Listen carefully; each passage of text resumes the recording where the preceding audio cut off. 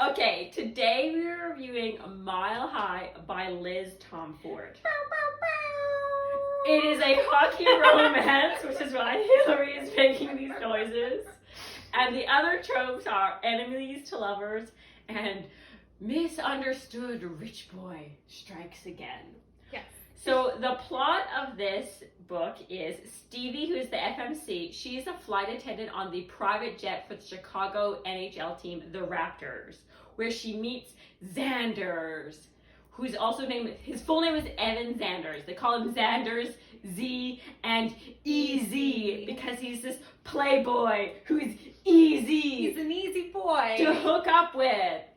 And yeah, so about their relationship and what else? Yeah, so I guess in the beginning we should say, like Elise already said, enemies to lovers. There's a lot, they didn't like each other in the beginning, and then gradually they start to catch feelings. Xander's first, but they have all this history drama in their personal lives. Xander's had some daddy mommy issues. Stevie has some relationship boyfriend issues. She has some confident issues in her body as well, which I did like in the book that like Z was trying to hype her up quite a bit, and there was a lot of like that support. Praise. Yeah, praise. Like very like body inclusive. I really liked this book for that. I will say though, Act 3, there was a little bit too much lovey-dovey. This book should have been 200 pages shorter. Cut it from the middle, slice it out, and then I give it a full another star on Google Goodreads. Yeah, and I agree. I really like the characters a lot, and I really enjoyed, like, I feel like the author must know sport people or did like a lot of research, because like the jargon was great. I'm like, this is how I imagine hockey boys to talk in my brain, like when they're like, let's go.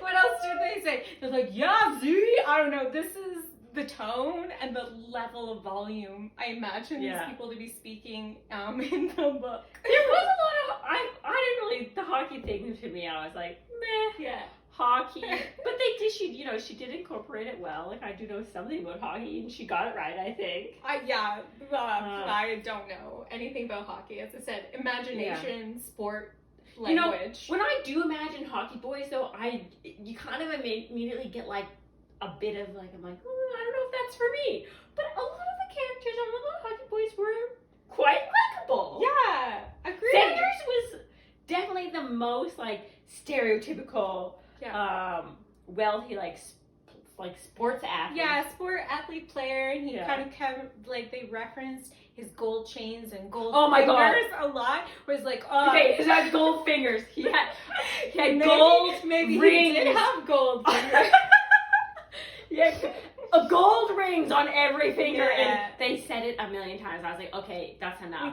We get it. He wears gold rings. Yeah, that only needs to be said once. Yeah, it was a lot. It was a main plot point. It was. Let's talk about. But anyways, yeah. So he was more your stereotypical kind of hockey player, right? But then everyone else on the team was very like Rio was chill, cute, fun, and then his best friend.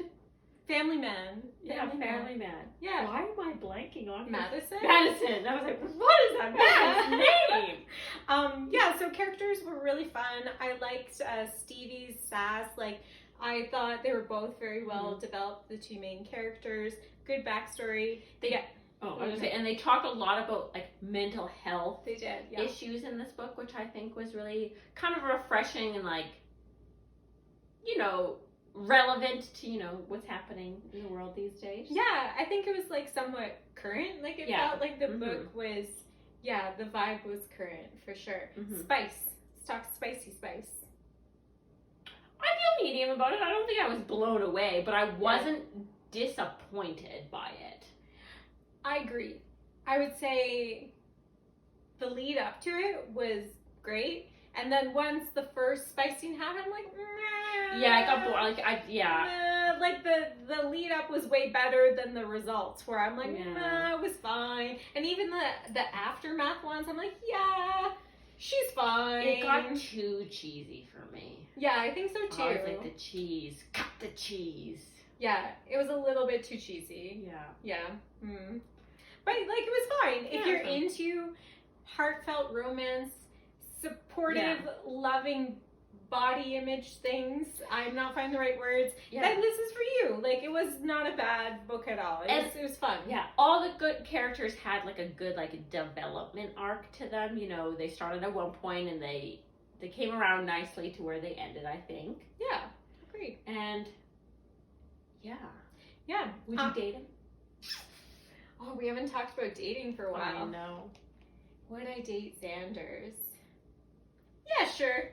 I know, I feel the same way. I feel like I date him. He showed interest. I mean, apparently half of his body is covered in tattoos. Which I like. And he's quite tall. Yeah. But he's got he's got too many nicknames. I'd be like, well, stop with the nicknames. But apparently that's a popular thing in hockey, though, is having nicknames for everything. And everyone. So yeah, I'd like go on a few dates. Do I think it's a long-term relationship? No. I don't know.